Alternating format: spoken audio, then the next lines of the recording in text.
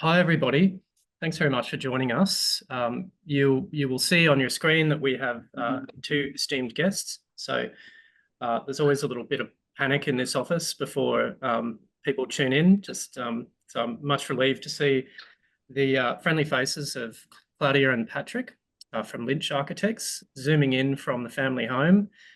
We've been promised cameos from children and animals, so we'll see if that eventuates.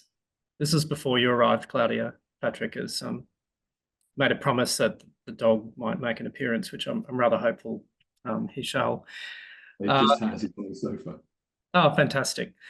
So I'll just do a very brief introduction, but I think you guys will do a much better job of introducing yourself via explaining the work. I thought maybe the best way to describe Lynch Architects is to use the same kind of parlance that they might use on The Voice or whatever the British equivalent is of your talent show. You guys are triple threats, I think, to put it rather crassly. Fantastic practitioners, so we're going to see lots of that today. You're also educators, and when I was living in London, I remember visiting one of the London Met summer shows and walking through the work of your students, and it was phenomenal. And you're also publishers, so we might hear a little bit about that. I'm not 100% sure, but Lynch Architects is also runs a publishing arm called Canalside Press, and the title of our Masters Studio Tabula Plana is taken from one of the books that was published by Canalside. So I'd highly recommend everyone checking that out, because one of the great things about the titles that Canalside publishes is not only that they're fantastic books, but they're also very affordably priced, so that students can afford to get a copy. So I think that's enough from me. Other than a little bit of housekeeping to everyone, to just remind you that the Q&A tab is at the bottom of the screen. I've muted everybody, so you won't be able to ask the questions directly, but if you put your questions into the Q&A at the end of the lecture, I will relay them to our speakers. So that's enough, I think, from me. Thanks, guys. Shall we try sharing the screen again, and then I'll let you get off and running.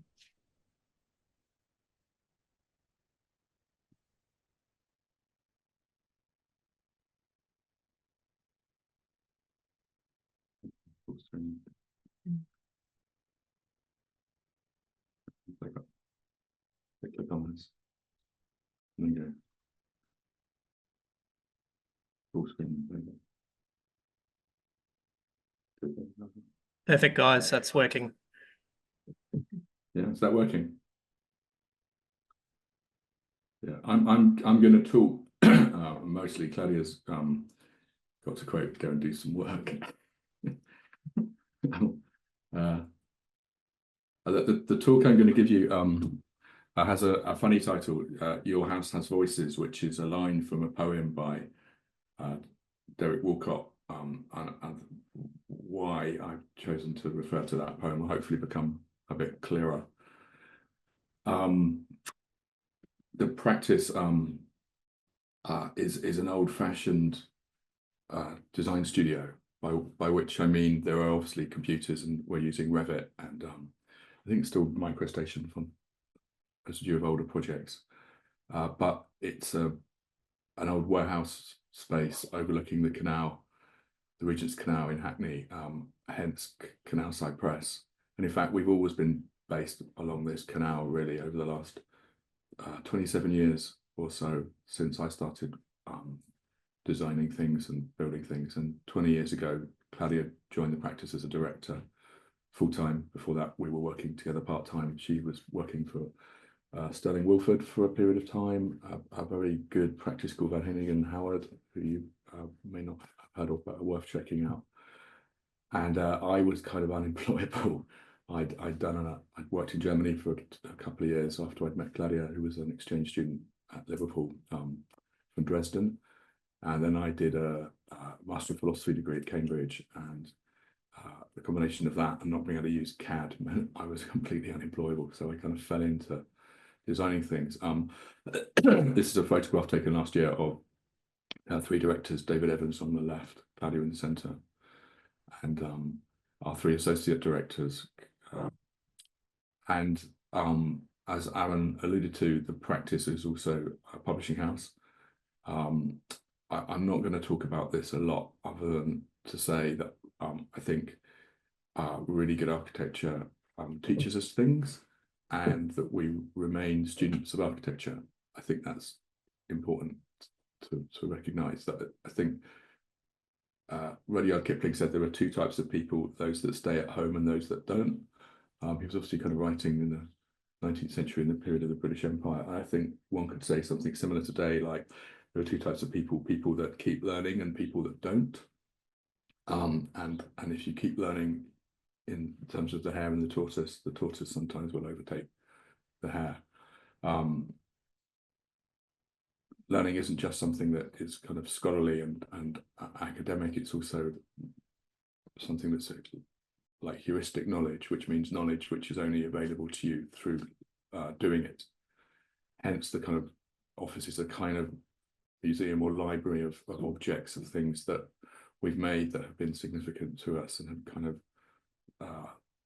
accessed areas of our imagination, or subconscious, or perhaps or collective conscious, unconscious even, which have kind of sparked us off beyond what we thought was possible. And the image on the model on the right of the image here, I'm going to talk to you about, because I think that's fair to say is the kind of project that first showed us the power of our imaginations, to the extent that it led to me resigning a tenured lectureship at Kingston and having the courage and confidence to try to make a go of this unstable, highly regulated and often very frustrating, but ultimately joyful art form that we commit ourselves to, probably foolishly. Our son's working, as Aaron said, he's about to start studying architecture in October, which I think we're kind of, I'm happy about. Claudia's kind of resigned to. The first thing I'm going to talk to you about is this house called Marsh View. The house was called Marsh View, but it didn't have a view of the marsh. It was situated on the edge of a marsh, freshwater marsh in North Norfolk. And this image was made to try to explain to ourselves the phenomena that we'd observed, a long, very flat landscape dominated by a horizon where even small figures like trees take on a kind of grand scale in contrast to the flatness and tidal wetness of the ground. And this will make sense, I think, when I show you some less emotional or artistic images, perhaps. The house is in a flood zone. Every 50 years or so, this area of the country experiences huge tidal invasion, not quite cyclonic, which I believe you fellows are recovering from. And it's largely because the land was pulverized by the Dutch in the 17th and 18th centuries. There's a seawall. So what you're looking at is you're on the seawall looking back over the freshwater marsh towards the cultivated landscape. And the beach is, as I said, very, very long, big, very kind of a deep kind of tidal shift occurs. And these are photographs that we took, I think, of each other or of our friends, the client. And the whole of the east coast of England is kind of breadbasket of the UK. It gets prevailing winds from the north, but it's where all the grain and fruit and beer, etc., not all of it, but a lot of it is made. And there's this kind of strange architecture of oast houses, which is, I don't know if you have them in Australia, but they're basically the old way of turning corn and barley into, storing it and turning it into a product that can be manufactured into beer, with these wind cows that respond to the prevailing wind that sort the wheat from the chaff.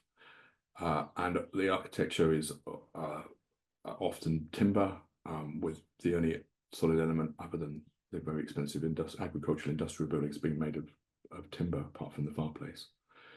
And there's a kind of weird kind of typology of kind of collection of objects which are both industrial and domestic that we found extremely alluring and interesting when we first went there. And we began to notice that our shadows were kind of part of the experience of the light in this strange landscape. And that was all the good news. The bad news was that the house itself was this kind of strange bungalow. The elevation towards the marsh had a coal store. The entrance was on the side rather than from the lane. There were, I think, 4 of these plonked down by a developer builder. He'd got some pattern book designs and just kind of plonked them on the site willy-nilly with paying no heed to the view or solar orientation, etc. And this is a model in our old studio. We effectively added a front extension and added a back extension, but discovered that if we removed everything apart from 2 walls on the roof, I think it was this wall that stayed and this wall, there was no VAT, no value-added tax on the project because it became a new build. It was built in 2 stages for initially a textile artist from London, a friend of friends, and then she was quite old and had brittle bone disease and was blind in one eye. So the project became about and partly ways to try to allow her to navigate spatially without tripping. So there's exaggerated sense of perspective and depth, which you cannot get if you're blind in one eye because you don't have any depth register. And secondly, to try to make the ground as navigable as possible so that she wouldn't fall. Eventually, she did end up breaking her bones and going into traction for 6 months and ended up selling it as she got older. And the second group of clients added a kind of posh garage and an artist studio. But in essence, you arrive from the south, perambulate through the plan. There's a boot room, kitchen, dining area.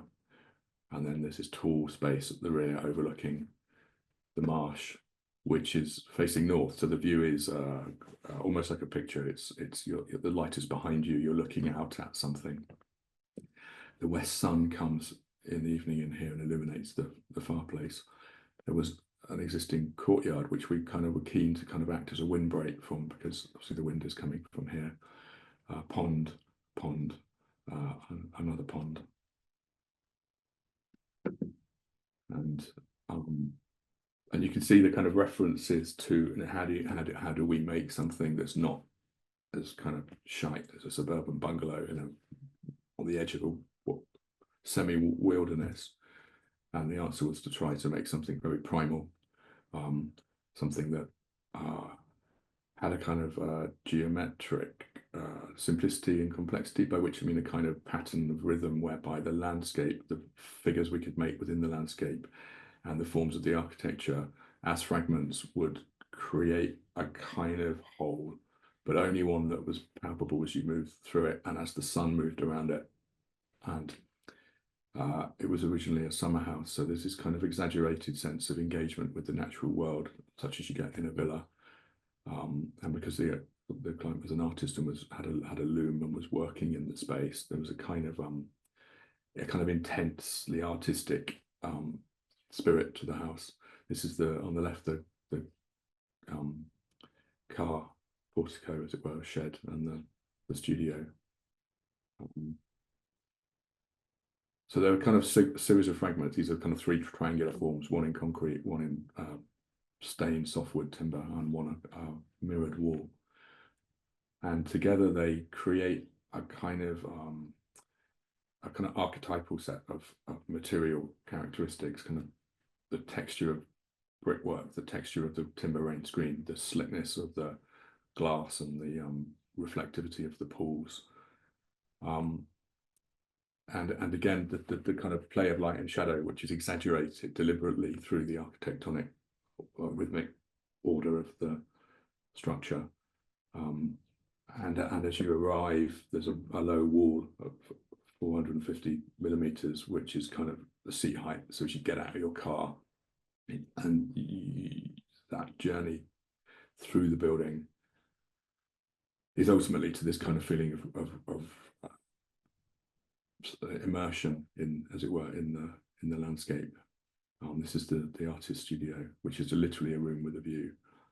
And I guess what there's two things I want to talk to you about today, running throughout our projects, is one is the kind of latent urbane or civic character of even modest domestic projects, and secondly is the relationship of the human being, or the scale of the human figure in relationship to the natural world, mediated via larger objects, i.e. architecture. And this is the living room at the rear, which has a underfloor heating, so it's kind of temperate environment, but it has a fire as well, and the fire is there not necessarily for physical comfort, but for psychological excitement and drama, and a kind of exaggerated sense of sensuality and of being in a place that's remarkable and strange. The use of mirrors and one-way mirrors is there to kind of, I suppose, make you very aware of looking and of perception, of spatiality as something that can ground you in an experience of the natural world in a way that is unremarkable perhaps in one's humdrum day-to-day life in the city. But the purpose of the villa has always been something else. It's a well, physical engagement with the natural world, but also has a metaphysical dimension. If you read Pliny and Horace and the kind of Roman poets and rhetorical kind of vision of the balance between the natural world and the city, otium and negotium is the phrase that relates to negotiation being the life of the city, and otium, or pleasure, being the purpose of the villa. And the west sun sets, as it were, into this pool. And what was otherwise completely unremarkable from the coast road suddenly takes on the characteristic of a settlement. So it's a fragment which is completed by mirrors and water and by occupation and inhabitation. Something that nonetheless is a kind of, I guess, primal is a kind of psychoanalytic term, but it's also, I think, something to do with the imagination. This is a drawing that some Dutch children made, friends of the artist that stayed there. I don't think it's the most beautiful house in the world. It's probably one of the most ugly and strange, but this was extremely shocking, and I think cured us of a lot of our modernist education and our sense that architecture should have a kind of linear progress towards ever more lightness and technological progress representing a kind of myth of social progress. We were becoming very critical of that in the 90s when we were making this work. Sorry, the date on this is wrong. I think I started at the end in 99. So Aaron's asked me to talk about this kind of project of amelioration to existing buildings, and this is a difficult project to talk about. In the questions and answers, maybe I'll explain in a bit more detail why. It was a community centre for an organisation called East London Black Women's Organisation, or ELBWO as the acronym. It was founded in the 70s by immigrants from the West Indies, mainly also from Africa, situated in Newham, which is kind of far east end of London, up past Stratford. There's a railway line, overhead railway line. It's kind of way past the tube network, and kind of pattern of Victorian development is clear. These speculative streets, and this was a Methodist chapel. This is the view. Once again, you approach from the south or southeast in this instance. This is not a drawing by us, I hasten to add, but the Methodist chapel had been inhabited by the Black Women's Group since the 70s, as I said, and in the 80s, at some point, somebody had built some new structures, creating mezzanines. There was a low kind of service wing towards the north, the party wall with the neighbours' gardens, a simple hall oriented east, so towards Jerusalem, if you like, or the rising sun. Kind of in Parousia is the Christian technical theological term for the second coming of Christ, which even in a very modest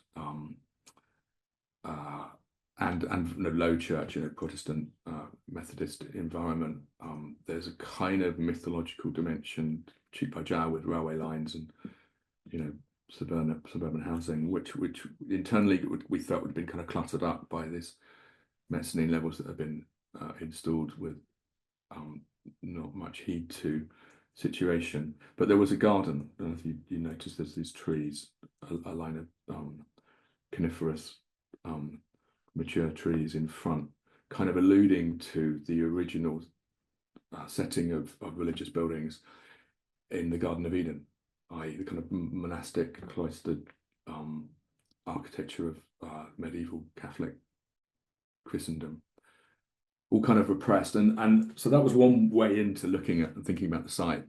The other, which grew out of conversation with my clients, who to be honest, I didn't know much about. I mean, I weirdly grew up in a terrace of houses in the English countryside, and my immediate neighbours were black, and 2 doors on they were black as well, which is very, very unusual for the English countryside, the 1970s. But that was on my kind of limit of my knowledge of Caribbean culture in particular, other than the love of the poetry of Derek Walcott from St. Lucia, who won the Nobel Prize and became a kind of prominent cultural figure in the 1990s when I was studying, late 80s and 90s, and in particular this poem that he wrote called Veranda. Grey apparitions at veranda ends, like smoke divisible but one. Your age's ashes, its coherence gone. Planters whose tears were marketable gum, whose voices scratched the twilight like dried fronds edged with reflection. Colonels hard as the Commonwealth's green heart, middlemen, usurers whose art kept an empire in the red, upholders of Victoria's China seas, napping embossed around a drinking mug, bully boy roarers of the Empire Club. To the tarantara of the bugler, the sunset furled round the last post, the flamingo colours of a fading world. A ghost steps from you, my grandfather's ghost, uprooted from some rainy English shire. You sought your Roman end in suicide by fire. Your mixed son gathered your charred blackened bones in a child's coffin and buried them himself on a strange coast, sire. Why do I raise you up? Because your house has voices, your burnt house shrills with unguessed, lovely inheritors. Your genealogical roof tree, fallen, survives like seasoned timber through green little lives.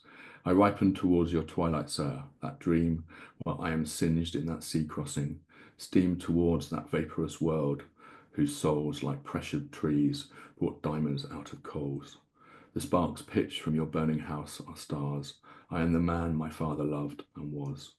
I climb the stair and stretch a darkening hand to greet those friends who share with you the last inheritance of earth, our shrine and pardoner, grey, ghostly loungers at veranda ends. The manager of the centre's husband was an academic at the University of Warwick and had a colleague who, David Daberdeen, who was an interlocutor with Derek Walcott. So what I'm getting at, this wasn't just a tenuous connection. There was an actual kind of way for us and the client group to talk about the great figure Derek Walcott and about the architecture of their homeland, which shares a remarkable resemblance to the Queensland, I think, to a degree. The actual settlements in the Caribbean are wildly different to Victorian England, partly because some of them are kind of French and have a more urbane or gregarious character, where festivals and public squares are intermingled. But you can see that the veranda type kind of scales itself up to form market squares, town halls, and that the architectural language can change from timber tectonic kind of colonnades to stone, but the effective typological information has remained the same. That there's a deep threshold, which is partly environmental, deals with the extreme light and dark and the need for shade. And that kind of basic architectural research, sparked in part by a poem, but then through conversations about the meaning of yard boy, yard girl, which I knew about through my love of ska music and reggae and yeah, British kind of urban grime and hip hop music is a description of a spatial set of relationships whereby, rather than back gardens and terraces, the spatial form of public space is a yard. And so it seemed to us that we had those ingredients. We had a line of trees, we had a yard. It was curiously being used as a car park. But if we could simply open this rather introverted Methodist hall to the southern orientation and to the trees, we might be able to create an architecture which was more gregarious, more climatically attuned, more weirdly situated in England and situated in the memory of these spatial experiences that people brought with them, to the extent that it became something like a kind of embassy, or a place that was one part of one land and part of another. Originally, we got funding to do a much bigger scheme, and that ultimately we didn't end up building that. But in effect, we built a new threshold, a deep threshold, a kind of palisade timber fence. It turned out to be, in a new hall.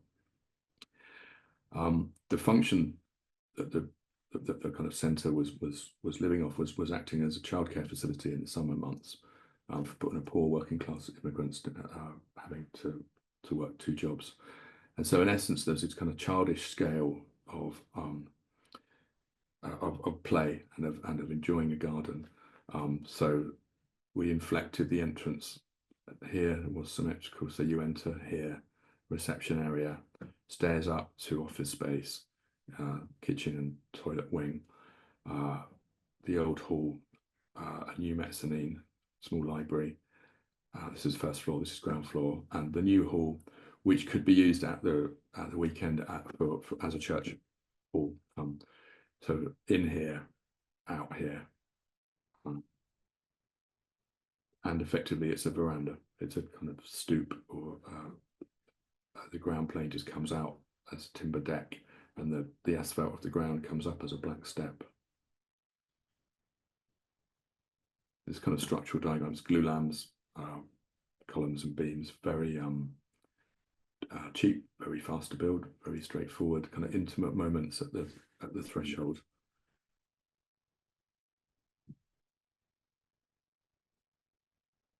And in essence, I guess, I was kind of absorbing this kind of, I suppose, kind of armature of a physical, somewhere between clothing and representation or identity, something about environmental, but also kind of cultural signifier of architecture based on light and shade.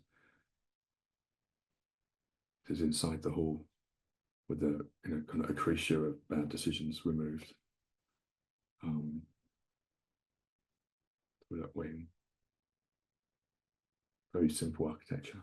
This is environmentally, because we had underfloor heating and lots of glass to try to open the building to the courtyard. We found that the dew point could occur unless we put a radiator in. So there didn't seem to be anywhere to put the radiator that wasn't, as it were, architecturally blasphemous. Didn't want to put it on the glass. Didn't want to put it on this rather lovely facade, so that this piece of furniture has the radiator on it, but it gets an altar cloth put on it at the weekend, and it became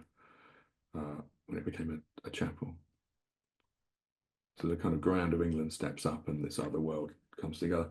The very first day it opened, I went there with my friend Andy Holton, who's in some of these photos, and the sun was shining. It was the first day of the summer holidays. That was the kind of practical completion date. Get it done for the summer, so that we can start fulfilling that kind of social purpose. And this young child came, and one of the workers from the centre came, and they just automatically sat down in the shade of the tree, and it worked, as it were, kind of one's premonition and anticipation. And it has this kind of strange character of being both kind of homely and something more abstract, I guess. So the kind of strange question then is how on earth, if you've ever looked at our website, you'll see how on earth do we ever kind of scale up from that stuff to what we've been building over the past 20 years. And it's just going to say bye. So I thought I'd kind of talk to you about some lessons that we learned from that project. It ended in tragedy. I don't want to talk about it now because I probably won't be able to continue. It's still very raw, the experience of what happened to the project. But at the end, maybe I can elaborate. But I thought it'd be useful to try to talk about the capacity for this type of imagination to jump in scale. If you're interested in the natural world / ecology / I guess ethics, I suppose one way you could put it, or the artistic potential for climatic architecture, and you're also interested in modern architecture but critical of its problems at an urban scale, i.e. the problem of objects which are quite disorienting and alienating, that don't relate to place in a typological, formal or cultural manner, and don't relate to place in terms of environmental science, then if you are interested in those things, you're kind of can be critical. You can bring with these principles the ability to scale up, and eventually we will have built 4 buildings on Victoria Street. Victoria train station is here. This is Westminster Cathedral. At the other end of the street is Westminster Abbey, and the Houses of Parliament. That's Big Ben. So this is Hawksmoor's symmetrical Gothic, fake Gothic, kind of Baroque, perpendicular Baroque Gothic facade that he added to the Abbey. It's not Gothic because it's properly symmetrical, apart from a couple of odd details. In the 1950s and 60s, after the Second World War, partly because of bomb damage and partly because of the kind of malign influence of Corbusian road engineering-based modernist urban design, a lot of the mansion blocks of the area were knocked down and replaced with these faceless doer kind of lots of large government agencies in here, laughingly referred to as Soviet in their kind of character, with this, however, rich hinterland of Victorian mansion blocks. The whole area grew up after the building of the embankment in the 1850s and 1860s. That meant that this marshland could be drained. What was a prison here, the cathedral, was knocked down and turned into a cathedral when the emancipation of the Catholic Church occurred. But the church isn't oriented east-west. It's built, in fact, on the foundations of the old prison. The idea being that if you could escape the prison, you were fucked because you were in the marsh. It's not quite Magwitch and Great Expectations, but it's that kind of world of a tidal London. Buckingham Palace is here, and so despite the kind of crassness of the modern buildings, there was an urban grain that grew up around the cathedral, built by a very good English architect called John Francis Bentley, which led to the creation of Vauxhall Bridge Road and a kind of urban grain. He built these blocks, they're mansion blocks, to pay for the cathedral. And then other architects and developers continued that urban grain. And in essence, what we've done is take to a degree the scale, mass, and bulk of these and plonked one here. That's an apartment building, and broken this long wall building, an office building, up accordingly. And there's a kind of reason for that, and it has to do with the after the fire of London, a series of building acts, which are effectively kind of the precursors to building regulations, which limited plot depths to about 24 meters because of the need to escape. And so that scale, 24 meters, gives you the urban grain.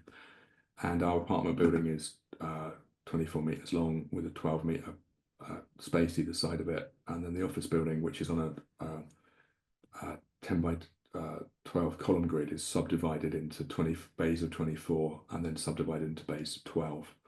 It's lower towards the cathedral, which is a kind of planning issue, but also I think one of the kind of decorum that it defers to Grade 1 listed building, and it steps back relative to the town hall, which isn't remarkable architecture, but is, you know, the other kind of major civic presence on the street, kind of democracy, and there's kind of terrestrial power and atemporal or celestial power. There's a kind of urbane dialectic between the two that we simply were kind of trying to mediate and reveal, taking a slab block with no porosity and replacing it with a building that opens up pedestrian connections north-south.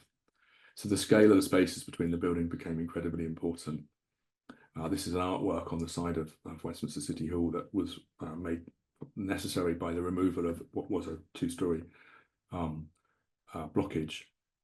And the kind of rhythm that I was alluding to gave us a compositional logic that united the kind of ideal structural grid for the building and the urban grain. So we're kind of working back and forth between the functionality, I guess, and typology, by which I mean that the plan, so these are very fuzzy, but the plan, the kind of long, deep plan form ends up having in the upper part of the building, 3-bedroom flats with a bedroom deep in the plan, with a bay window, a living room open to a 3rd bedroom, a study, a 2nd bedroom here, and a kind of loggia facade, by which I mean something that you find in palazzo types in Italy, whereby the relationship between the domestic realm and the public setting marked by processions, in this case mainly militaristic, although the Catholics do like to march up and down as well, especially during Lent, that allows us to situate in an otherwise kind of entirely commercial environment housing. So the solar screen to the south elevation, which is effectively a kind of structural diagram, more structure at the bottom, less at the top, more shading, more privacy on the lower levels closer to the street, and a kind of screen that allows the domestic individual to occupy kind of very metropolitan environment. There's enough of these columns always that you don't need air conditioning, and as you get higher, the views get better.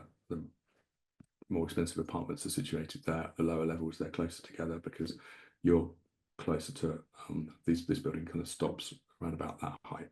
So as you get higher, you can see that the space opens to better views, but nonetheless is still operating as a solar membrane. The effect of taking this block, which is the urban grain across the street, placing it onto the street, which was a kind of a process of model making, intuitive, I guess. I suppose I'm post-rationalizing it to a degree, is that it opened up the side of the portico of the City Hall, which otherwise was had a kind of frontality, but not enough depth in front of it to be really effective in the manner of a kind of Italian town hall in a piazza. Instead, it's the high street, the kind of English type, which is reinforced and given kind of celebrated and given depth. And this is a detail of the office building facade. I won't go into detail about this other than that it opens to relieve smoke in the case of a fire, which allows us to effectively plan for a car-free or electric car future, so that without noise or sound pollution, the building can be naturally ventilated, or mixed mode rather. They get closer together, the fins on the left, as they go up the building, and they get less deep because they don't need to be as deep, because as they get close together, they would shade each other. And so they're kind of getting closer together as they go up, which makes a wall building appear more statuesque, I think, and the opposite, a stone building with metal within it, as opposed to a metal building with bits of kind of images of stone within it, which is providing relief from glare, means that there's a kind of wall building and a tower, and the geometry between them, which is a natural perspective, kind of unifies them as a pair. One program for the office, a wall building, another program for the kind of tower for the housing. And this is a bit more detail about the public realm. Restaurants in between the two buildings, and then a quieter residential entrance to the side of town hall. I took these photos yesterday afternoon after a meeting in the town hall, actually. No, just before a meeting in the town hall, at about 3 o'clock.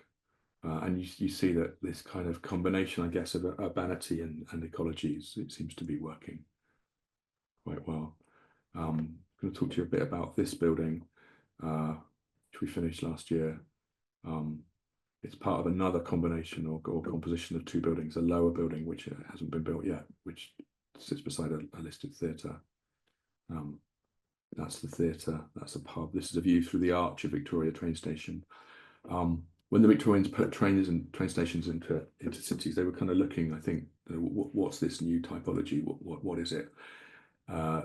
Some of them went kind of Gothic style, so you get the kind of weird kind of cathedral-like train stations. Some of them went classical style, and therefore the Roman gateway, which is the kind of symbolic kind of threshold between the natural world and the city, was used. And in this case, the architects of the train station are having a kind of unconscious dialogue with Frank Matcham, the architect of the theatre, the Palace Theatre, who also has a proscenium gateway. So the city gate kind of morphs typologically into the theatre, and that kind of knowledge of the history of architecture is going on. I think no evidence these fellas ever discussed what they were doing, other than kind of perhaps kind of tittering when the drawings were exhibited in the Royal Academy Summer Show and going, "Oh, we're having a dialogue, aren't we, chaps?" And our building forms the backdrop to that. And for the first time, according to the Italian architect and critic Giancarlo Floridi, you have a sense of a piazza, or the Piazza della Stazione, as he put it in his review in Casabella.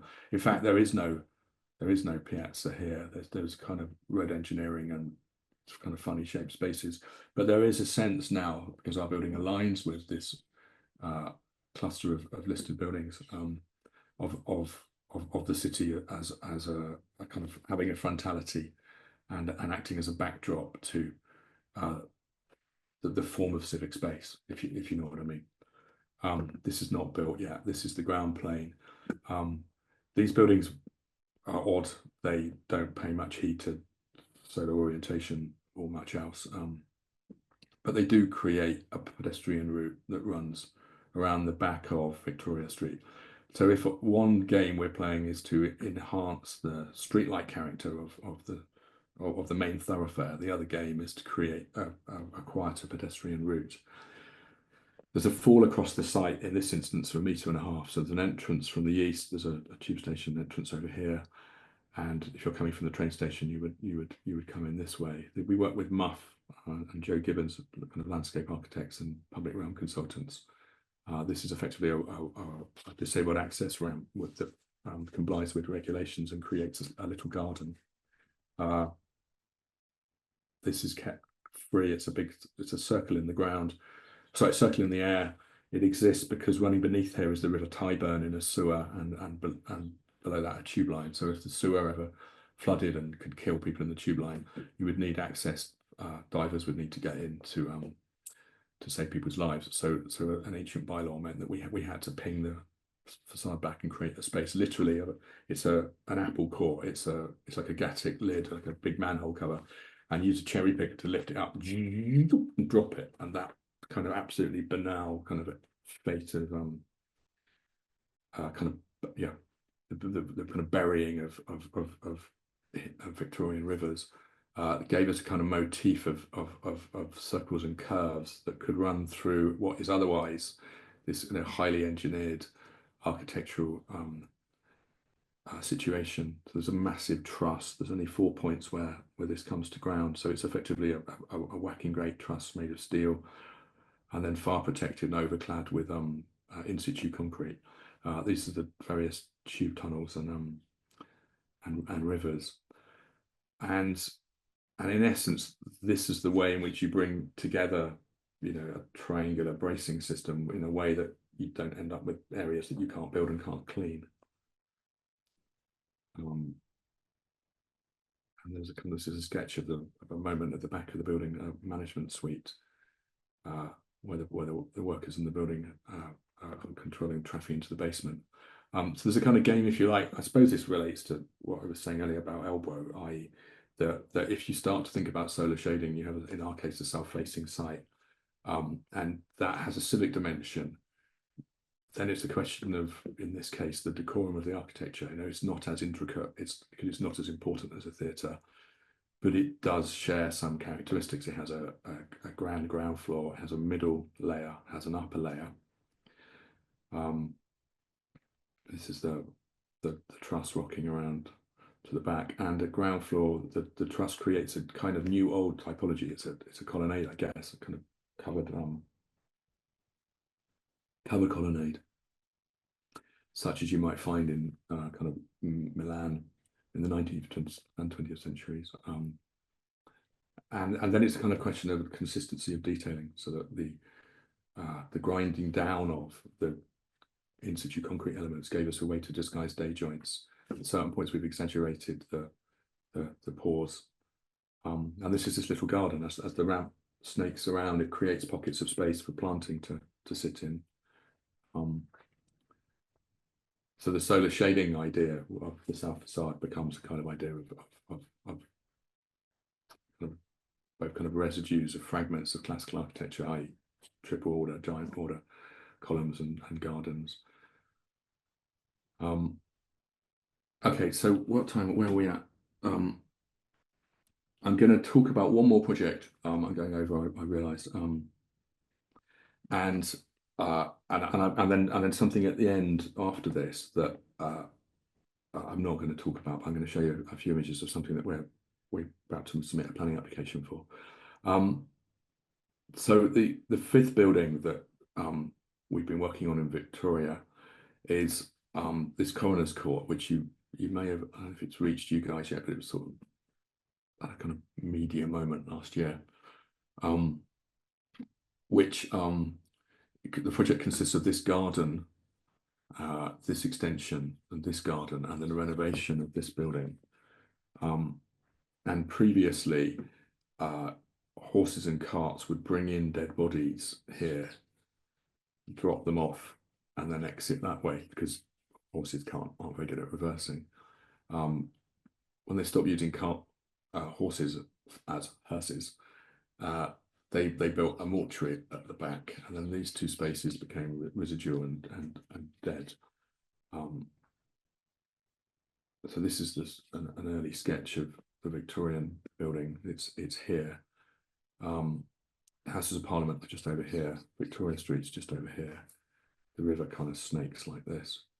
The area to the west of the site will never be built on, because it's in what's called the Westminster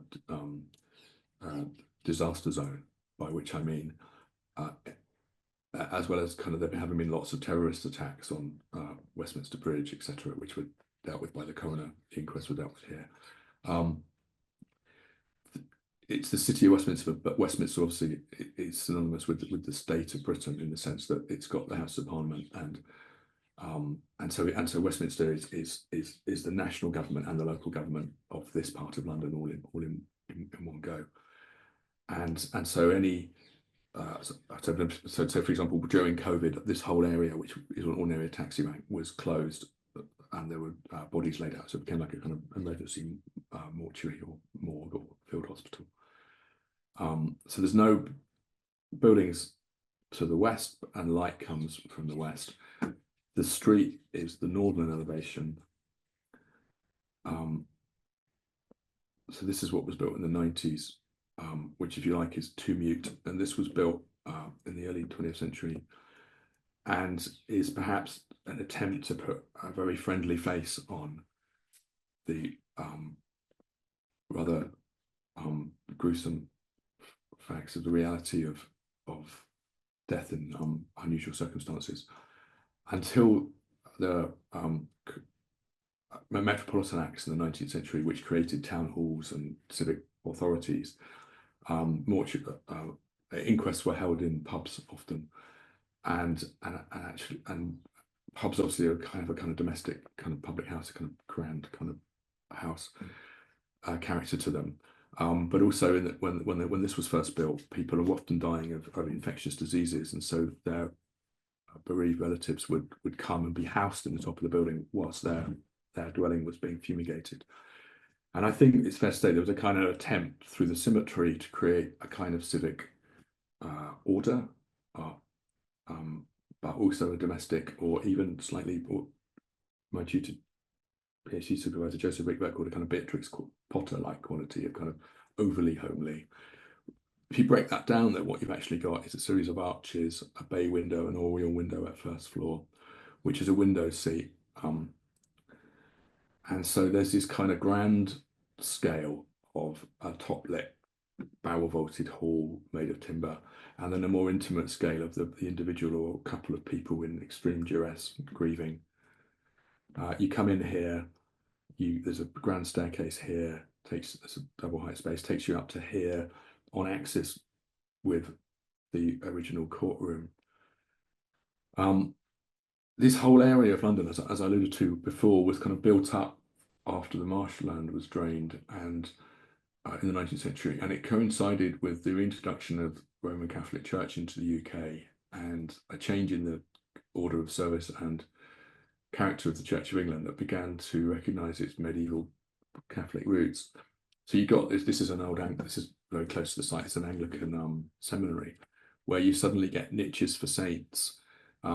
This is the kind of thing called the Ecclesiological Society, who are a bunch of academics at Oxford who are known as high churchmen. So Cardinal Newman ultimately became a Roman Catholic, Pusey, Keble, people like that.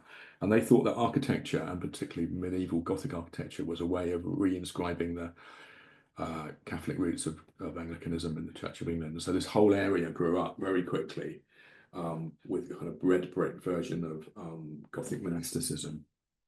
And so one key aspect of this, which you can read in John Summerson's essay, Heavenly Mansions on the Nature of the Gothic, is his theory of the aedicule, or the little house. That if you think about a Gothic architecture having niches with saints on the facades, often holding church, if they were a doctor of the church. And then as you move through the space, this kind of idea that there are many scales, kind of cosmic and bodily, for the tabernacle, which is a small church, a rood screen, a misericordia, choir stalls, and that the building itself is a kind of symbol of the cosmos, a bit of a cross, a symbol of Christ, but also the cross of the kind of residue of north, south, east, west, as a kind of alluding to the structure of the universe, the movement of the sun around it. Blah blah blah blah. It means weirdly that in the Commoners' Court, even things like the newel post take on a kind of overly freighted kind of symbolic importance, and the figure of the aedicule itself runs through the architecture, through the arches of the fireplace, this window seat, and then even this kind of symbolic order is there, where the flowers on the faience tiles are agapantha, which is a symbol of love. A quick kind of anecdote or footnote, which I think is amusing, but also kind of was kind of pertinent in my mind, is that my tutor Rickvert, that I alluded to, wrote this very interesting essay about the effects of Victorian engineering upon the much older city of London. And one instance where the two kind of collide is the graveyard of St Pancras Station, or rather the graveyard of St Pancras Church, next to what is now called St Pancras Station, where Sir John Soane's family tomb is situated, which has a kind of shallow arch held on 4 columns. And Sir Giles Gilbert Scott was tasked with having to move disinter the bones and move the family monument of the great master Sir John Soane. And his kind of homage to this is that he made a metal cast, as it were, of the interior of the arch down to the mausoleum into the red telephone box. And so in essence, the spatial form is echoed in the new form of the modern form of communications. The reason I mention this is that when we went there, we were very much struck by the grand character of this timber-lined hall, and felt that if we were going to build a new second courtroom and jury room, that it should not be second rate. So if you got put in the small room, you didn't feel you were shortchanged or hard done by. This is a kind of elevation with the gates taken away. This is the small garden of remembrance I mentioned too. And so in essence, what's happened is that we basically abstracted and cast the form of the space of the old courtroom and made a smaller version of it. It's top lit similarly, it's lined in timber for acoustic reasons. And that edicular motif, or house within a house or small house, kind of runs through everything from the elements in of furniture in the gardens to a kind of crystallization of or echo and solidification of what was space into new form. So you enter from the street like this. Now there's a new receptionist. Now, Victorians didn't have front of house in that way before. If you come to identify a body, if you've got a telephone call in the middle of the night, you would come in here, you go all the way through, and there's a room here, which is in the process of being made at the moment, called the buyer room, where you identify the body through a glass screen. The bodies are brought in here and they're stored on ice until the inquest is concluded.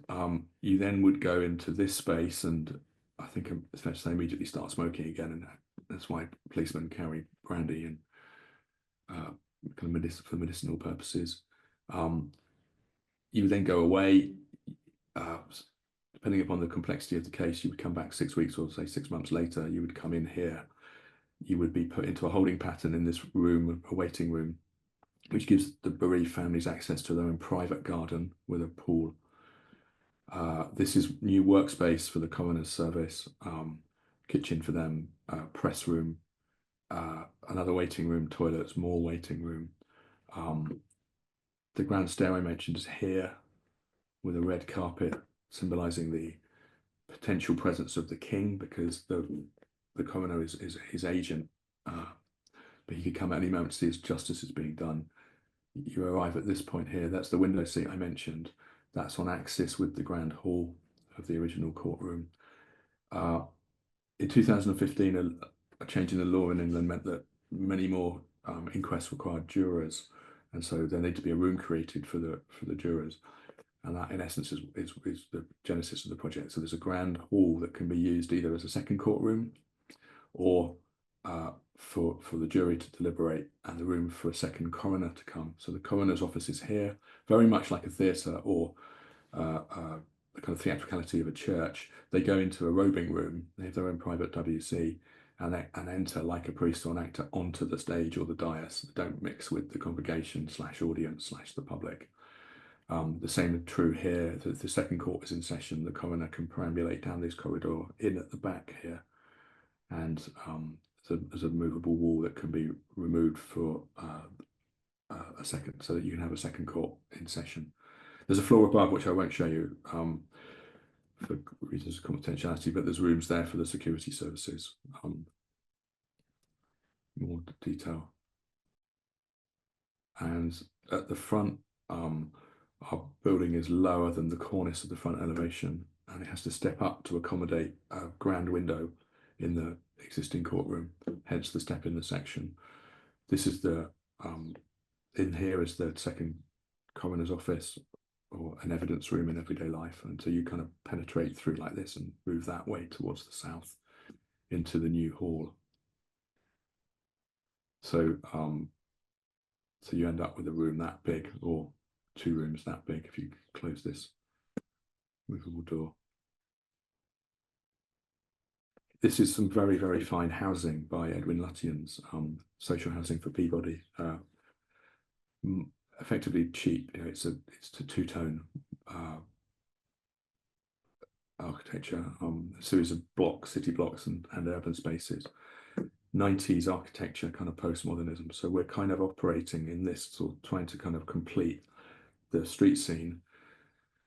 Opposite the symmetrical facade of the original Coroner's Court is a pub, obviously quite a busy pub, because the first thing you need after the trauma of this is a drink. So in part, this operates as a kind of autonomous object. You read it as a unique figure unto itself. Actually, it's a kind of balanced asymmetry. It's deliberately different. It's the form of the courtroom. It takes the rhythm of the striation of the Portland stone and it abstracts it as a kind of ghost or a cast, if you like. There's no windows to the street because of the proximity of very, very vulnerable people and very secure, pretty conscious situations occurring inside to the public, and in particular to paparazzi photographers. This is actually a Baptist chapel built opposite, where the same kind of auricular motif, even in the low church movement, this idea that it's not just a domus ecclesiae, it's not just a house of the word, it's also a house of God, that there's a kind of microcosmic scale is pregnant in the architecture. So we're kind of, this is the environment that we're operating within. This is the garden for the private garden for the bereaved family, situated to the west of the family waiting room. It's the reality of its construction is revealed at the back. This is obviously a kind of board mark timber wall. Two types of limestone, Jura limestone, one harder, echoing the striation of the facade that gives you the heads and the bases of windows. One softer, which is a creamy colour. I'll show you in a bit more detail. And this was built actually in 2018. It was speeded up because the Grenfell fire, which you may have heard of, 72 people died, and all of their bodies were put into the mortuary, because she's the King's coroner for inner West London. So it's not just the borough of Westminster, Kensington, Chelsea, but any kind of national tragedy is dealt with here. This was built very fast to provide some succour for the poor grieving families. 3 planters, a Victorian fountain that we bought on eBay, and a doorway that you cannot enter. So this auricular motif then runs through. This is a new arch looking into the new CLT constructed offices. This is the bereaved family waiting room. At this point here, the CLT is just naked. It just reveals itself. It's insulated above. It doesn't need to be insulated here. So it's cavity trays, and we're spending government money, so there's money spent wisely where we need to, and less so where not less wisely, but we aren't. It's not an ostentatious building. For acoustic reasons, there's a curved ceiling to create privacy for the people within, and in order to stop the invasion of their privacy by paparazzi photographers with long lenses and zooms, etc., the problem of how you get light in but create privacy was solved by the introduction of stained glass by the very brilliant artist Brian Clark, who says, put quite simply, he'd been in the court 4 times when friends of his had died, that the morose needs to give way to the hopeful. So the simple image of spring flowers is a kind of antidote to the morbidity of the reality of the law and forensic medicine. New arches riffing on the spatial motif throughout, and this is the approach on the first floor now. It's kind of the half circle becomes completed in this light fitting. Windows cut away, the non-structural brickwork in the old opening on the western facade of the old building, creating a passageway to the new corridor. At one end, the stained glass is protecting the sensitive activities from wind from invasion of their privacy. At the other end, it's there hiding the fact that on the back of the mortuary, just a load of air conditioning and refrigerated chiller plants. So the kind of naked reality of keeping bodies on ice is hidden from view, because we just felt that these people were incredibly vulnerable and need to be protected. The air moves through the building through a series of timber linings, acoustic linings. There's a kind of quotidian, kind of everyday character of a courtroom based on its acoustics, and a series of mixed functions. This is the moving wall half open.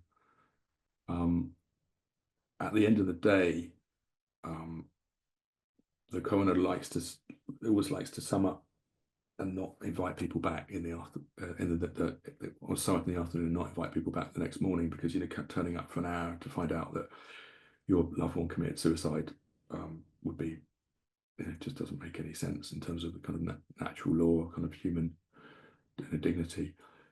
So we knew that the sun from the west would be playing a part, and as well as the role of the stained glass to obscure views in, we realised that it had this other kind of possibility, which was to exaggerate the redness of the evening sun and the role that light plays in symbolic terms. And the artist Brian Clark decided that in this case, the symbol of the poppy would be appropriate because it's the symbol, obviously, throughout Britain and the Commonwealth of remembrance and of death. And so this is the light coming in at the end of the day in the summer when the judgment would be given, the conclusion of the process. Then you find out, what it's murder or misadventure or suicide, etc.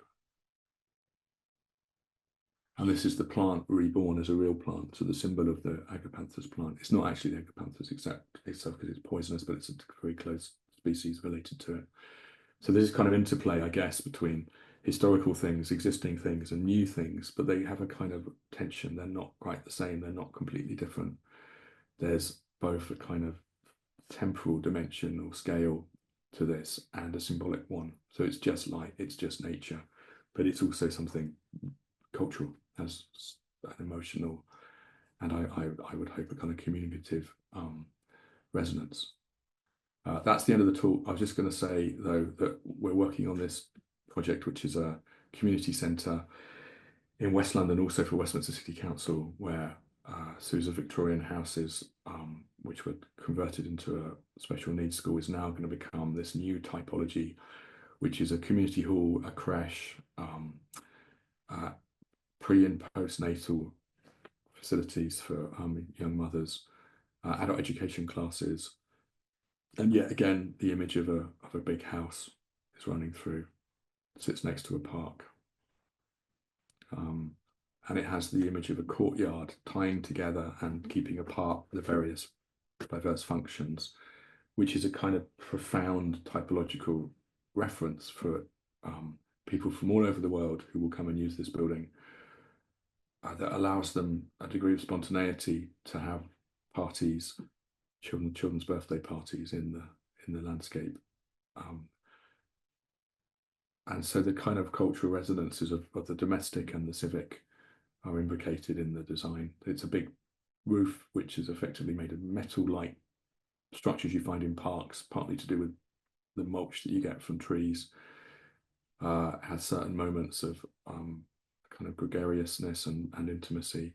Stained glass, again, used to distinguish this space where for young mothers there's midwives and nurses, and so there's this more secluded space where the stained glass acts as a barrier.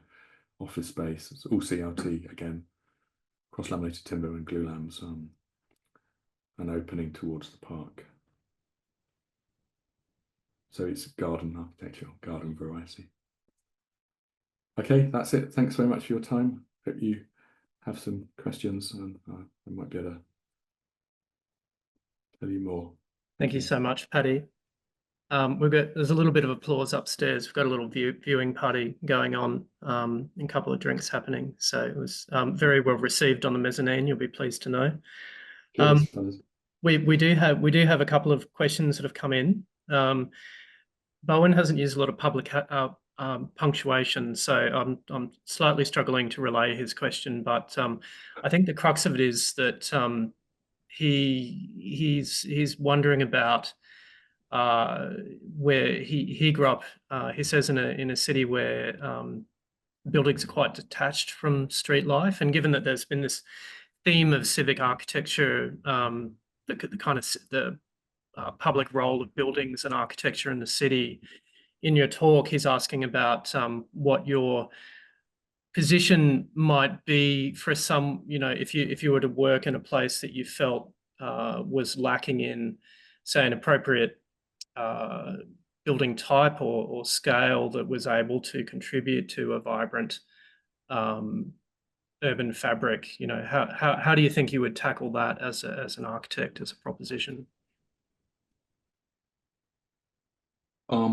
Well, I think the Marsh View is a good example of that. I mean, they were about as antisocial as it's possible to get. You know, a collection of bungalows dumped on a site, paying no heed to any sense of the collective.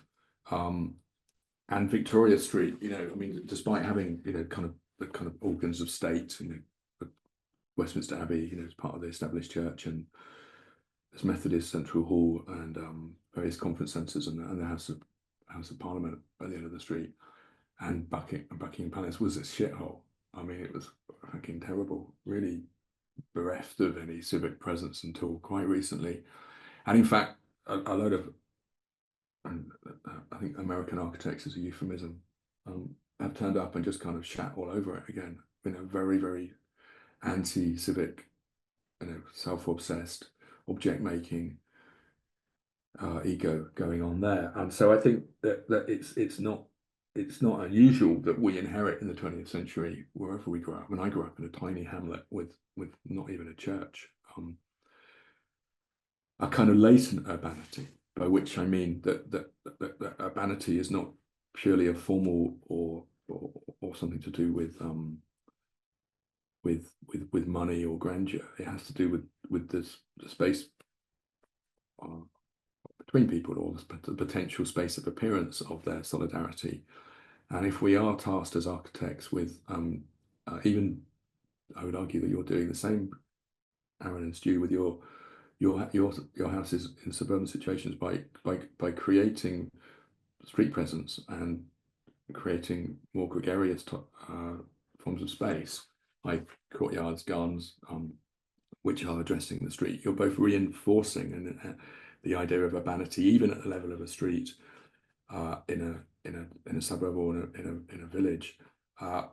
And there are simple tricks like height, for example. You know, having the courage to encourage one's clients to spend money on contributing to the street scene. You could call it picturesque, or you could call it kind of townscape character of architecture. I think we've inherited from modernity pretty deprived situations. I mean, the example I always like to give is in, I mean, Stuttgart was, you know, almost completely bombed in the war, and they fucked motorway through the middle of the city, just like the planners did in Birmingham. And Sterling came along, and he was tasked with building a museum opposite another museum, separated by a 6-lane motorway. The Stuttgarters, you know, it's the world of Audi and you know, car manufacturing.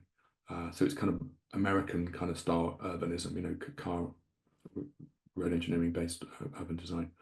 And he just puts the pedestrian back into the city, and the topography of the site becomes this perambulation through the alleyways with a grand drum. None of that's in the brief. None of it's asked for by the client, but he just said, well, this is what you need to do if you want people to come to your building. And, you know, its second function is that it's a secluded space. We use the bulk of the building to deal with the traffic noise. So I think these are ethical issues and they have to do with the imagination. I don't think we can say, oh, I come from a shithole, there's nothing we can do. I think my secret view is, and Paul Weller, the mod father, once pointed out, all great artists come from the suburbs. And the reason is that we want to improve it. It's kind of partly kind of class-based, and it's because architecture is an aspirational art form. You know, we're there to teach people virtue, to teach them, according to Alberti, you know, it's the purpose. We transform people who have money into people who aren't selfish and aren't hated, because we encourage them to be generous. I mean, that's the Palazzo Rucellai. That's what he's done there. So I would argue, I feel your pain, mate. We're all coming from the, you know, we're inheriting the same problems. Paddy, you use the word ethics, I think maybe once during the talk, and you've just used it again then.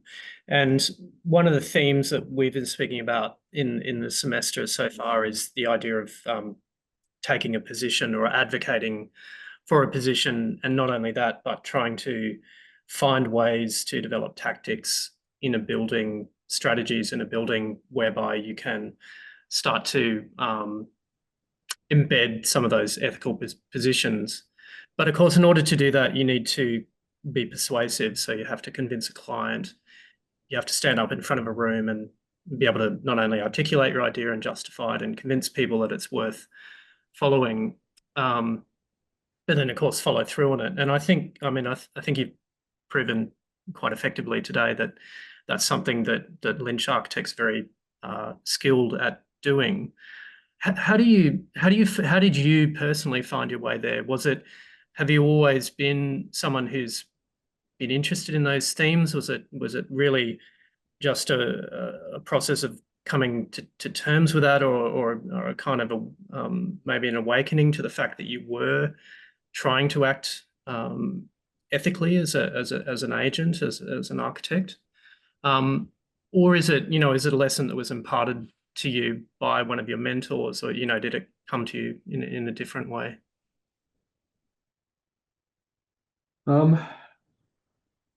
It's a good question, isn't it? I guess you have to come to this yourself. I mean, there's a lot of virtue signaling, as the youth say, at the moment. And I think a lot of kind of abnegation of responsibility. There's a lot of sense, kind of post-it note architecture that if you kind of talk to enough people, they'll all come up with the right answer. I think to a degree, one has to have some faith in the kind of Jungian unconscious that we have territorial issues. We're animals. We want security and privacy. Once that's taken care of, we can then kind of become a bit more generous and gregarious. I think the Aussies are much more forthright and blunt about that than the English, perhaps. But ultimately, I do believe in anthropology. I think it's not just ethnography that we do. We are looking at something universal, as any artist is. And I came to architecture kind of weirdly. My dad was a bricklayer who became a small builder, and so my experience of building things was pretty fucking painful, like carrying shit around in the rain. He never taught me to lay bricks because he thought that if I did, I could go down and I'd pack it and I wouldn't go to college. So I was just kind of carrying stuff. It's pretty miserable. And at school, I did sociology A level and art and English and history. And study of sociology is the study of the city, ultimately, a study of human society and urbanity mostly.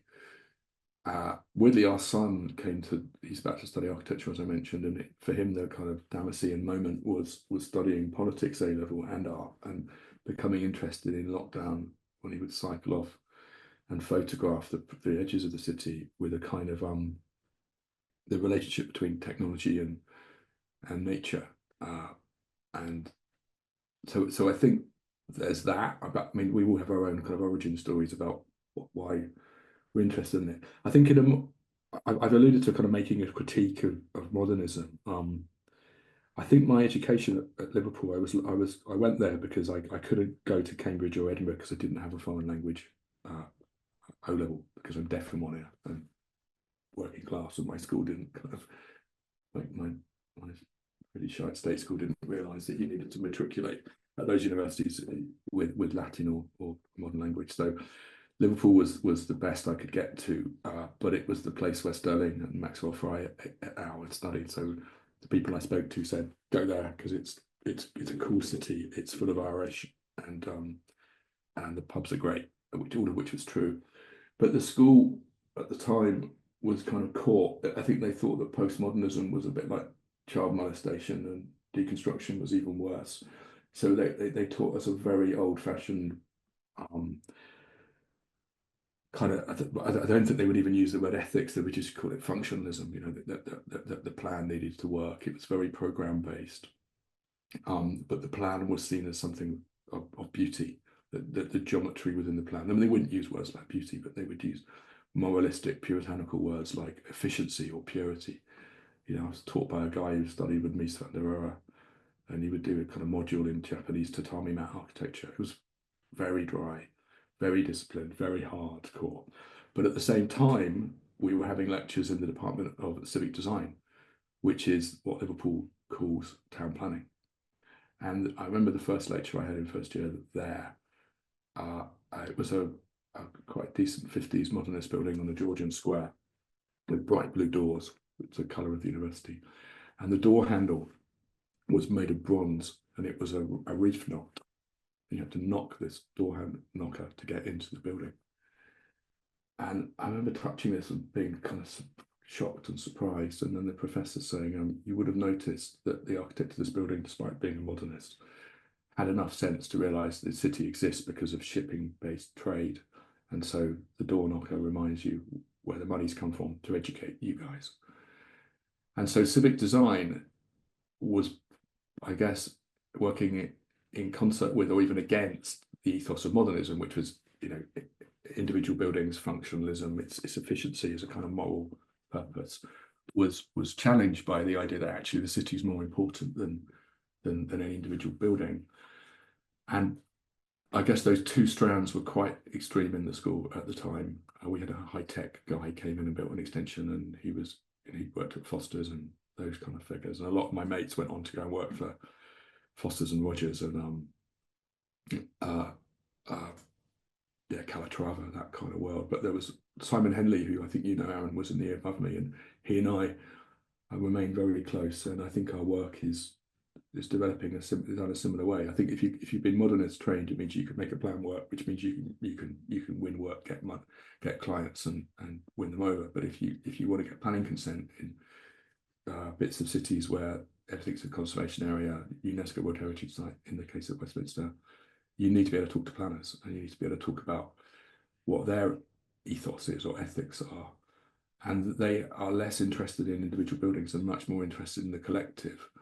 And so you have to kind of overcome your guilt about there being a disconnect between the inside and the outside of a building, and you need to think about the contribution that you could make to history and try to make buildings that last very long. Now, this for me was a kind of long and difficult process. I think building Marsh View was a kind of revelation. I was an academic at the time, mainly. That work wasn't made academically, it was made physically. It was made through making a model with a pitch roof and tearing it apart and revealing this other angle of the tower and being shocked at the potency of that kind of primal character that went beyond my taste. So that was an existential experience that I think aspects of my education prepared me for. At various points, I thought I'd just give up. I can't function. I'm not interested in technology. I'm not going to be a great modern architect. I don't want to go and work for Foster's, etc. And I did a master's at Cambridge with Tailors and Peace Carr, and then a PhD, and I became trained as an architectural historian. At various points I've been trying to run away from my fate. The thing to remember about ethics, right, is that it's just an elaboration on the word ethos, which means way of life.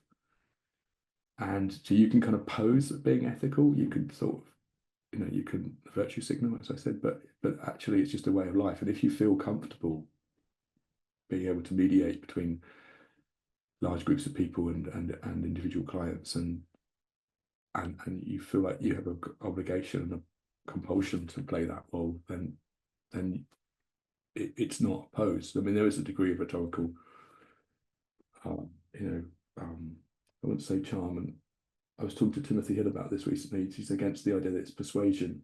I think I agree with him. I think it's more that if your ideas are good ideas and they're grounded in the twin concern for both the city and the individual, or the collective and the bodily, and the ethical and the artistic, you're not so much persuading people as being, as my old tutor Dad Wesley once said, it's not that you have ideas, it's that good ideas have you, and your kind of filter or your ethical vocational role is to not get in the way of that quality of idea, and you prime yourself through reading and making things. I think this is true of dancers, sportsmen, writers. It's a kind of muscle memory, and it can wither and die, and it can be supported like conscience. It's just something you have to work on.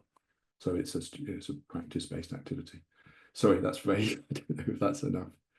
No, that's brilliant. That's wonderful. Thank you. So we had another question from Stephen Barrady, but he's managed to answer it for himself, which is great. And the final one that I might relay to you is from an anonymous correspondent who says, so the group is working with 1930s era Georgian library for their assignment, and they ask, can you talk about the civic significance / role of libraries today and how they've evolved? And I might just add to that, I think one of the last unbuilt pieces of the series of buildings that you talked about in Westminster involves a library. Am I right? Or have I got that wrong? The Yeah, one close to the theatre. yeah, I'll try and show you an image of that. So I'm going to give us all epilepsy if I'm not careful. Yeah, the earlier incarnation of this project, this is the unbuilt block that we're uh, uh, we're in the process of getting planning consent for again. Was originally a library, and this development's called Nova. These are blocks of flats by Benson and Forsyth, who are very good Scottish architects who it's housing. They started off doing housing along with Neve Brown and co at Camden Council, then built the National Museum of Ireland in Dublin, sorry, and of Scotland in Edinburgh. Good architects. This is KPF. This is Frank Matcham. This is a pub, and the consultation or community engagement with this project over the decades meant that the two things the local people wanted was an art cinema and a library. And previously, this was to be the public library, and at various points there was social housing within here, blah blah blah. But the Conservative-run local authority at various points just accepted what's called Section 106 planning gain can be given both in terms of public buildings as part of a tax on the developer, or you can just choose to take the money, and they variously just chose to take the money. So there was to be a library here, and a library sat next to a theatre, remaking a high street. So you would have a pub, a theatre, a library, a train station opposite, a cathedral, a town hall, blah blah blah. And during lockdown, the council decided to take the money again. They took the money from the housing earlier.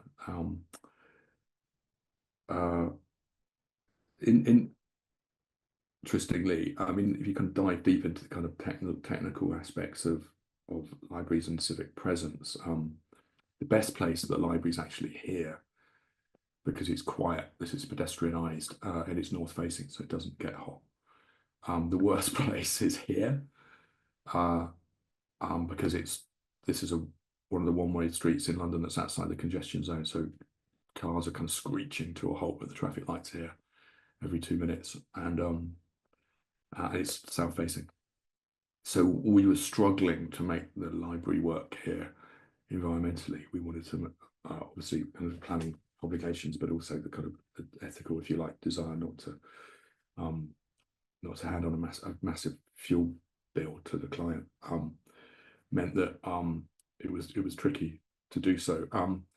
At various points, it then kind of moved around a bit. The library was going to be here, which is a better location environmentally and arguably kind of in the kind of user experience, because you could kind of walk through this pedestrian route across the rail zebra crossing here.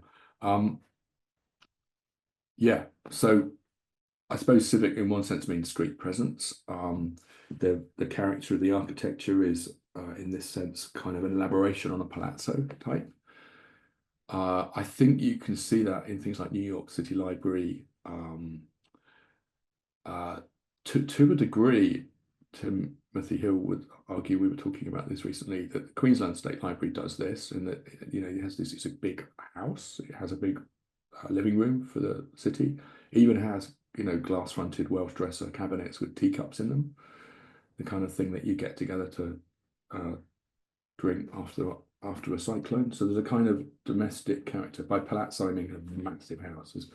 this Albertian sense that the city is made up of more or less large or more or less civic houses. So I think there's that kind of character lurking within the library type. Libraries as originally parts of universities, there's this kind of conglomerate ordering, as the Smithsons would say, I guess, where the suppression of its individuality through singular material, often stone and medieval monasteries, or with arches, like creating cloistered spaces, more porous architecture on the inside, at least, with a wall around it. I guess there are typological reference to it. Weirdly, in this case, I guess what survived as a kind of residue is that this is now an office building next to a theatre. The theatre doesn't have any real depth because it's just a black box with a kind of bar and a lobby at the front, no real windows. What we've evolved, I think, is a kind of proto-ecological aesthetic, if that's not too pretentious, but fuck it, why not? Whereby the architecture's kind of got a foreground, has more depth, has more intricate architecture associated with it, and then there's a more simpler background. I obviously devastated we're not doing a library, but the I can't, as an architect, you can't really control the political machinations of politicians and what have you, but you can, I guess, I think, seek to unify this question of decorum or character or civic contribution with a scientific approach to environmental concerns. So, put very simply, in the kind of Alberti's treatises, both about the family, civic life, and architecture, there's a sense of layering, that there's not an absolute private type of building and an absolutely public type of building. There are layers between the two, and those layers literally are layers. They're layers of facade elements, stoas, porticos, loggias, depth, all of which I think chimes with our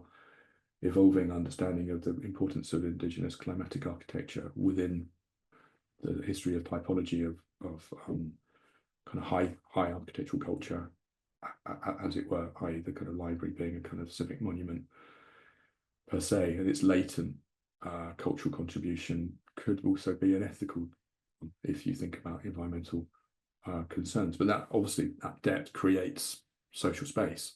But that social space has potential for spontaneity, all sorts of other more or less programmed activities to occur. I'll tell you something I've discovered recently. An Italian city called Pienza in Tuscany. It's not well known. It's really hard to get to.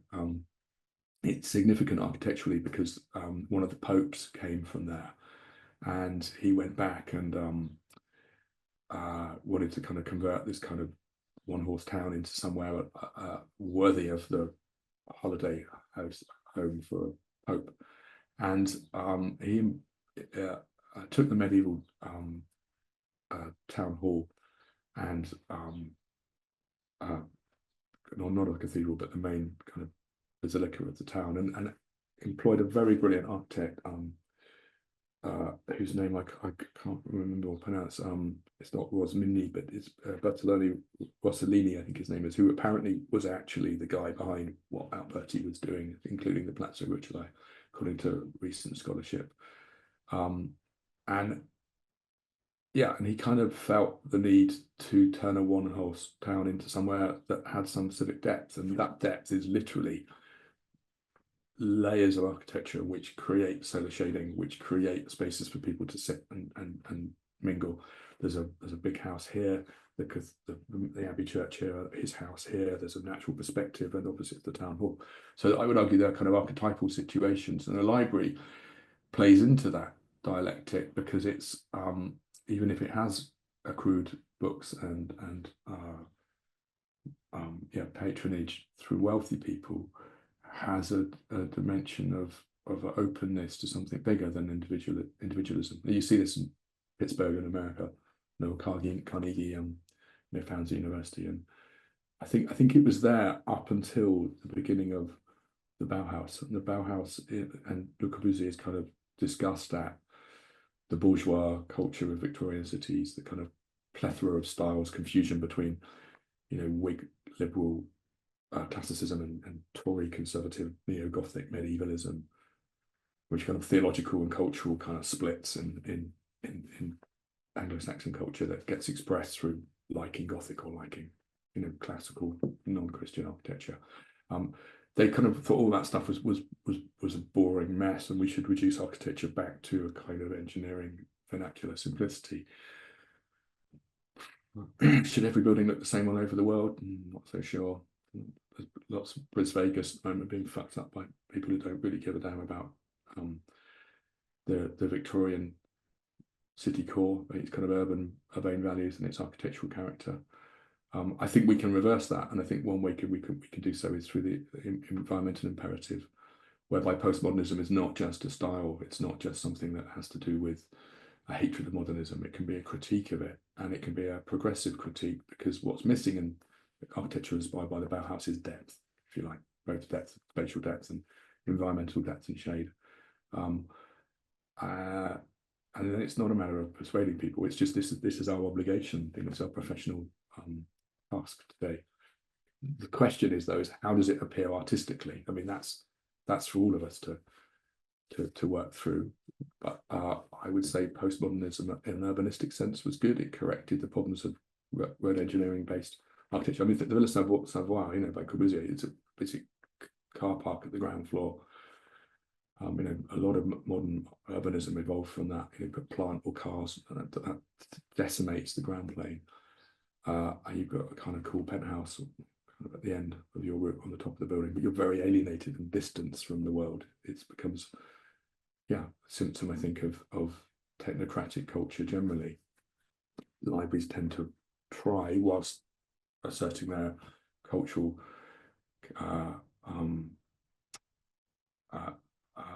what's the word, elegance or dignity, also to embed themselves and to raise the level of secular life in a way that a cathedral does slightly differently. I think the library is something that's both a repository and has a kind of environmental concerns about storage, but it's also something that is an invitation to another form of life, a form of life that exists in the pages of the book, which can ground you in history of being a human being in a much richer way than a lot of building programs. Thanks, Paddy. I think that's a great note to end on and great sentiment to wrap up with.